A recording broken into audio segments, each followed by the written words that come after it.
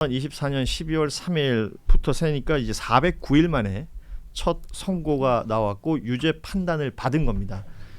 그 기간 동안 참 스트레스 많이 받으셨죠. 그리고 오늘 이 선고 내용을 보고도 스트레스를 받는 분들이 많아 보입니다. 그런데 지금 이제 댓글창에서의 반응들이나 이 쭉 보면 뭐 부족하다라는 취지는 있는 것 같고요. 그러니까 이게 첫 번째 재판이 이 정도밖에 안 나오면 또 이거 8개라고 하지만 원래 이만큼 생각했던 것들이 계속 다 깎여가지고 그냥 둥글둥글하게 이제 나중에 또 그냥 풀려나는 것 아니냐라는 것까지 생각하시는 분들이 있는 것 같아요.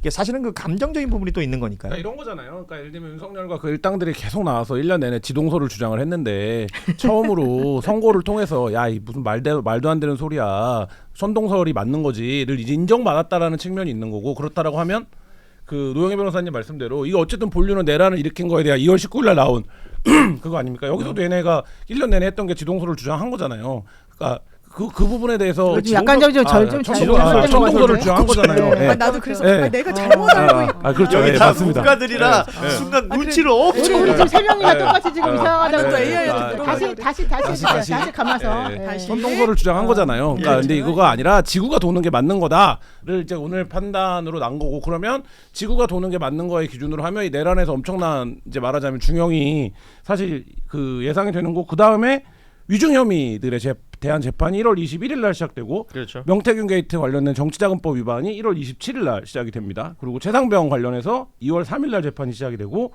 일반 이적 혐의도 1월 12일 날 재판이 시작이 되거든요. 뭐 이렇다라고 보면 여기서도 뭐 명태균 사건 관련해서도 명태균이 5년이 나왔으니까 그 이상은 나올 거고, 이런 것들이 쭉 합치면 우리가 기대하는 아메리칸 스탠다드 한 167년 합치면 막 이런 게 나올 수 있다. 네, 저는 한덕수 씨가 제일 기뻐할 것 같아요. 기뻐한다. 네, 왜냐면 한덕수 씨가 지금 1월 21일 선고가 그렇죠. 예정돼 있는데 구형은 지금 징역 15년 15년 구형됐잖아요. 근데 훨씬 낮게 지금 선고될 것으로 기대할 수 있는 사실은 판결 내용이었어요.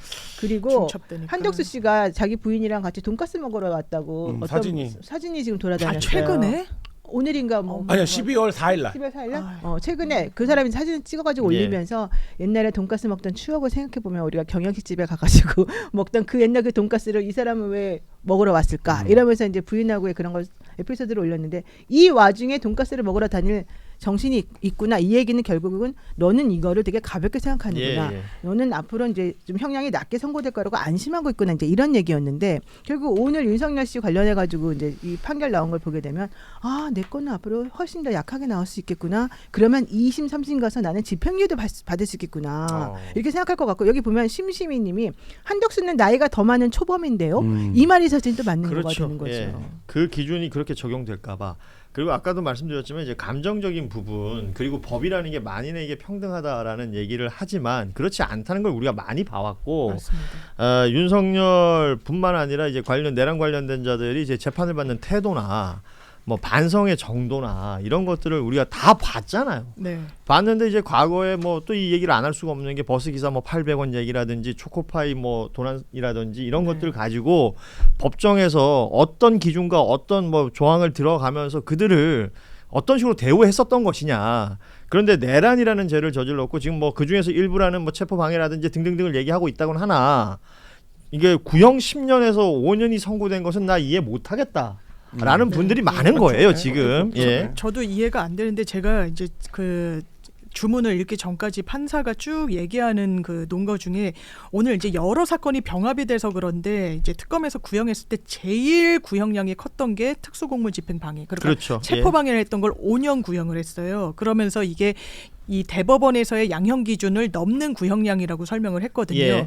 근데 오늘 이 백대현 부장이 이 양형 기준 안에서 이렇게 산정을 한 그 산식 같은 걸 쭉 풀어서 설명을 해주는데, 저희가 통상적으로 일상에서 많이 그 상황에 포섭되는 특수공무집행 방해 치상은요, 술 먹고 주치폭행해서 경찰 때리는 게 아주 일상적, 그런 거를 사실 염두에 두고 이 양형 기준을 짠 건데, 이렇게 어마어마하게 특수공무집행 방해를 하는 걸 그냥 가중 요소가 가중해도 2년에서 4년까지인가 봐, 되게 짧아요.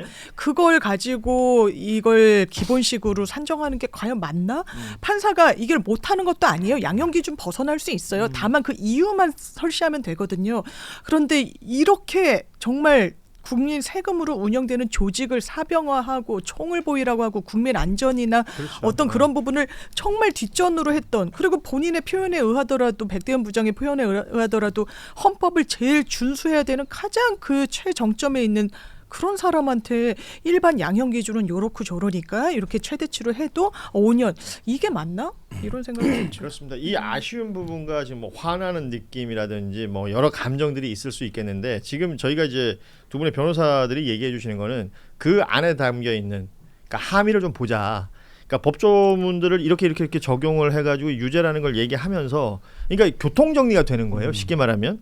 그러니까 이 계엄이라는 것을 윤석열 측에서는 뭐 어쩔 수 없는 계엄이었고 경고성 계엄이었고 이런 궤변들을 쭉 늘어놓는데, 그 얘기를 합니다. 대통령이란 자리는 굉장히 헌법을 더 많이 준수를 해야 되고 더 철저히 준수해야 되는 건데, 이번 비상계엄을 일으키는 이유도 그래서 헌법에서도 또 법에서도 만들어 놓은 거를 다 경시했다 당신은. 그렇기 때문에 이 비상계엄 자체가 합법이라고 말하는 것 자체가 말이 안 된다라는 것을 분명히 짚었고, 그리고 경호처에 있는 이 인원들을 사병화했다라는 표현을 또 썼거든요. 그렇죠. 그러니까 이런 것들이 규정이 된다는 겁니다. 그러니까 맞습니다. 거기서 저는 지금 얘기한 거에서 뭐 강희구라든지 김성훈이라든지 경호처 그 관련자들에 대한 수사나 재판이 또 굉장히 더디잖아요. 지금. 그렇죠. 예. 그러니까 그 부분들이 겹쳐져 있다고 봐요. 예를 들면 예. 오늘 윤석열의 이 혐의의 관련자들을 모두 법정에 세워서 윤석열이 5년인데 김성훈 너도 잘못했으니까 너도 3년이고 뭐 너 이렇게 갔으면 덜 했을 텐데 지금 이 내랑 관련된 사건을 지켜보는 국민들이 보기에는 너무 더뎌요. 이 예. 법리가. 사실 법 적용이. 지치죠. 예. 지쳐요. 예. 이수원님이 말씀하신 게 딱 맞는 게요. 보세요. 대통령이 공무집행 방해를 할 것이라고 상상도 못했으니 그러네. 그런 법을 관련 막 규정이 만들지. 없어서 일반적인 사건과 비슷하게 양형 기준을 적용한 것 같습니다. 맞아요, 이랬는데 맞아요. 이랬을 것 같은데 문제는 이렇게 하면 안 된다는 게 맞아요, 우리들의 맞아요. 주장인 거죠. 그렇죠. 왜냐하면 이 사건은 일반적인 특수공무집행 방해 치상치사 이거와는 완전히 다른 얘기거든요. 실제 이 사람은 대통령이라고 하는 지위에서 나라를 그렇게 뒤집어 엎어놓고도 자기에게 주어진 권한 이외의 것을 엄청나게 정말 더 광분을 하고 우리를 격렬하게 저항을 한 거잖아요. 그러면 일반적인 사건의 양형 기준을 그대로 따르면 안 되는 거죠. 근데 지금 장유민 변호사 말한 것처럼 그거하고는 별개의 새로운 내란과 그렇죠. 관련된 특수공무집행 방해라고 예. 하는 것에 대한 기준을 새로 만들어줬어야 된다는 거죠. 근데 지금 그런 걸 하지 않고 너무 스탠다드하게 거기에 아쉬움이 지금 네, 있는 그런 걸 겁니다. 해줬기 예. 때문에 우리들이 좀 화가 나는 그러니까 거죠. 판사들이 그 틀을 못 넘어도 깨는 되는 건데 거지. 뭐 안 맞아요. 깨고 있는 거죠. 그러니까 그 안정한 그 안에서만. 그러니까요. 그래서 그냥 뭐 루틴 같은 것 같아요. 뭐 10년 구형하면 한 반에서 그럴 5년 거면 AI가 선고한다. 하지. 그냥 진짜로. 그 정도로만 느껴지니까 여기에 대한 분노들이 좀 있는 것 그 같습니다. 옛날에 재벌 예. 총수들 구형할 때 전형적으로 그렇게 3호 했던 거잖아요. 3호. 여기 어떤 분이 댓글로 달았는데 그건 웃기네요. 그래서 촉법 내란이 돼. 예, 참 별의별 촉법 내란. 우리가 이런 생각들과 이런 표현들을 쓸 수밖에 없는 지금 이 상황 자체가 사실은 윤석열이 어제 뭐 JTBC 보도 보니까 네. 뭐 기소 자체가 코미디더라 뭐 이런 얘기를 했다고 하는데, 진짜 이 코미디가 아닌 것이 아닌 그런 상황인 것 같기도 합니다. 다만 앞서 우리 그 표 있었잖아요. 지금 내란 주요 인사들 그 선고 일정 나와 있는 거. 지금 오늘 16일부터 시작해서 20일에 한덕수 전 총리, 2월 12일에 이상민 전 장관, 그리고 19일에는 지금 윤석열 사형 구형돼 있던 내용들에 대한 선고와 김영현, 노상훈, 조주호 지금 병합돼 있는 저 인사들 모두 그날 선고를 받게 되는데, 이런 것들의 첫 판단, 내란 사건 관련된 첫 판단이 오늘 나왔다. 그리고 거기에서 우리가 주목해서 봐야 될 것들은 이러이러한 기준점들을 잡았다라는 부분을 좀 생각하면서 봤으면 좋겠고, 정치권 반응을 보려고 지금 제가 계속 살피고 있는데 네. 아직 안 나오죠. 민주당은 아직 입장을 안 냈는데요. 국민의힘하고 청와대에서는 입장을 안 낸다라는 입장을 냈습니다. 네. 계속 안 낸대. 사형 그래서- 구형을 해도 안 내고. 자, 입장을 안 낸다. 그래가지고 자기네끼리 난리 났잖아요. 음. 사형 구형을 해도 안 내고 이게 도대체 말이냐 뭐냐 이러면서 자기네끼리 싸우고 있는데 결국은 입장을 낼 수가 없어요. 예. 왜냐하면 여기서 입장을 내는 순간 자기네들이 그럼 윤석열을 죽인다 내지는 윤석열에 대한 게 너무 싸다 이런 식으로 하지 않는 이상은 윤학연하고 똑같은 그렇죠. 취지를 주장한다는 얘기밖에 안 되기 때문에 예. 제가 국민의힘이라 하더라도 입장 안 낸다라고 할 수밖에 없을 것 같아요. 그래서 지금 국민의힘은 뭐 이렇게 선고 내용이나 이런 것보다 더 관심 있는 내용들이 따로 있는 것 같다라는 생각도 들고요. 자연스럽게 국민의힘 쪽으로 뉴스를 좀 이어가 보면, 장동혁 대표가 지금 국회 로텐더홀에서 단식 중이죠. 저 사진 한번 보세요. 아유 좀 무서운데 이거 뭐야? 왜 저 앞에 앉았을까요? 혼자 이렇게 앉아? 그 뒤에 그 부조로 새겨져 있는 저 조각과 네. 뭔가 느낌이 좀 그렇습니다. 아무튼 지금 그 표면적으로는 통일교 특검 또 공천헌금 특검 이것을 이제 본인들은 쌍특검이라고 부르던데요. 이 특검을 수용하라라는 것을 촉구하는 단식이다라고 얘기를 하고 있습니다. 또 일각에서는 그 한동훈 전 대표 그 당원 게시판 사건 관련된 이후에 그 논란들 뭐 징계 관련된 이야기라든지 이런 것들에 대한 국면 전환용 아니냐라는 평가도 있고요.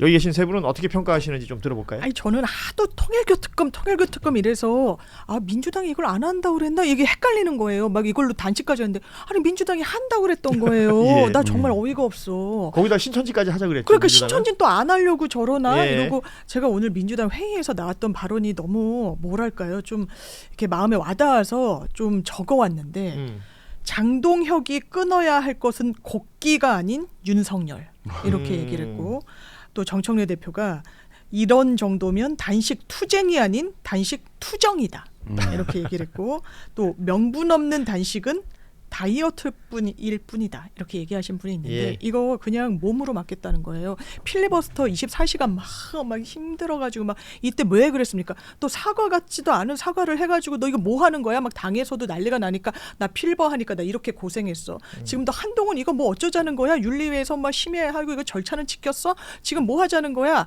라고 하니까 나 단식하는데 너네 나한테 뭐라고 할 수 있겠어? 근데 단식의 명분은 그냥 특검. 이거 완전히 피해 나가려고 하는 이거다 단식이다. 예. 노영희 변호사는 어떻게 보십니까? 이 단식. 이 단식은 결국은 한동훈 제명과 관련된 자신의 정치적인 곤궁함을 회피하려고 하는 단식이다라는 게 저의 개인적인 생각이고요. 예. 만약에 그들 주장대로 정말로 이 특검 때문에 이 통일교 특검 때문에 단식을 하는 거라고 한다면 신천지를 못 받는 이유로 당신들에게 뭐라고 하겠어라고 하면서 단식한다는 게 도대체 말이 되느냐. 그렇죠. 신천지랑 무슨 예. 관계냐. 특히 장동혁 대표가 신천지랑 관계가 있다는 뜻이냐.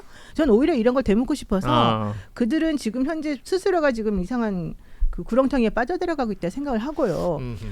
그 중요한 게 장동혁 대표가 이 단식 들어가기 바로 직전에 한 행동이 뭐였냐면 한동훈 대표에 대해서 정치적인 타협은 없다. 뭐 무조건 최고위원회 해가지고 이제 의결할 것이다. 이런 얘기를 했다가 예. 갑자기 스탠스를 바꿔가지고 예. 재심 기회는 주겠다 이제 이렇게 됐잖아요. 예. 그 재심 기회를 주겠다라고 한 게 바로 이제 대안과 미래 쪽에서의 그런 반응하고 다른 사람들이 이런 식으로 자꾸 하면 안 된다라고 했기 때문이라는 이제 얘기가 있거든요. 밖으로 돌아가는 것 중에 하나가 이제 그거 더 웃기는 게 바로 이거예요. 그 대안과 미래가 그런 식으로 오히려 이 장동혁 대표를 압박하면서 뭔가 좀 본인들의 입장을 성명으로 내고 막 그랬잖아요. 그러니까 할 수 없이 장동혁 대표가 너무 이제 조금 궁지에 몰려가지고 이런 걸 하면서도 오히려 이것 때문에 자기네들끼리 내분이 일어났다는 거예요. 한동훈 계 쪽에 있는 인사들이 대안과 미래가 오히려 이런 식으로 한동훈 대표에 대해서 어줍지 않게 이걸 해주는 바람에 완전히 스텝이 꼬였다. 만약에 그렇지 않고 장동혁 대표가 재심으로 뭐 받아주겠다 이런 얘기를 안 했으면 차라리 그냥 끝까지 희생자 코스프레로 가가지고 피해자 서사를 만들어낼 수가 있었을 텐데. 한동훈 측에서는. 네. 예. 근데 대안과 미래가 장동혁이랑 면담을 하고 재심할 수 있는 기회를 준다 그러면서 그 다음에 단식으로 넘어가 버리니까 실질적으로는 장 대표의 주도권을 세워주는 명분만 줬다. 그래서 대안과 미래가 우리 아군인 줄 알았더니 아군은커녕 뭔지 모르겠어 이런 얘기를 했다는 거예요. 한동훈 쪽에 있는 사람이. 예. 그러면 대안과 미래는 뭐라고 생각하겠어요? 이것들이 우리가 도와주고 나니까 딴소리 하네. 근데 앞으로 니네랑 절대 같이 뭘 안 해. 이렇게 나오겠죠? 그럼 결국 그건 누구에게 유리한 거죠?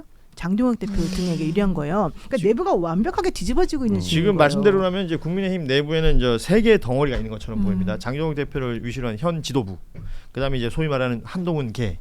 여기 이제 한동훈 개가 있긴 있어요? 한 진짜 적은 것 같아요. 그러니까 점점 비례 없어지고. 의원들하고 지금 최근에 화면에 비치는 모습으로 봤을 때는 묘하게 강남 3구 의원들이 그쪽에 있어요. 뭐 고동진, 그다음에 이제 박정훈, 그리고 배현진 등이 그쪽에 있는데 하여튼 뭐 그렇게 생각을 해 본다면 지도부와 한동훈계 그리고 지금 대안과 미래라고 말씀해 주신 그 초재선 의원들 한 25명 정도 모여 있다고 하는 이런 내용들인데 말씀대로라면 내부 안에서도 피하 식별이 지금 거의 안 돼요. 잘. 혼란스러운 상황으로 보이는군요. 네.